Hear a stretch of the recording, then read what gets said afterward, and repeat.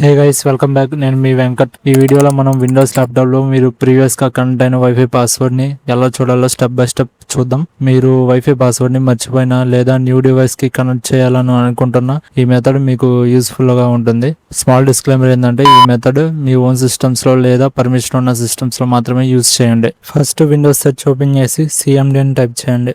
Command prompt ని administrator గా open చేయండి. ఇప్పుడు మన సిస్టమ్ లో సేవ్ అయిన వైఫై ప్రొఫైల్స్ ఏంటని చూద్దాం. ఇక్కడ నేను డిస్ప్లే చేసిన కమాండ్ అనేది టైప్ చేసి ఎంటర్ బటన్ మీద క్లిక్ చేయండి. ఈ కమాండ్ రన్ చేశాక మీకు ప్రీవియస్లీ కనెక్ట్ అయిన వైఫై నేమ్స్ అన్ని కనిపిస్తాయి. ఎగ్జాంపుల్ కి నేను వెంకట్ 5 అనే నెట్వర్క్ పాస్వర్డ్ అనేది మర్చిపోయాను. ఇప్పుడు ఆ వైఫై పాస్వర్డ్ ని చూడడానికి నేను డిస్ప్లే చేసిన కమాండ్ అనేది యూజ్ చేస్తాం. వెంకట్ 5 ప్లేస్ లో మీ వైఫై నేమ్ పెట్టుకోండి. కమాండ్ ఎగ్జిక్యూట్ అయ్యాక కొంచెం కింద స్క్రోల్ చేయండి.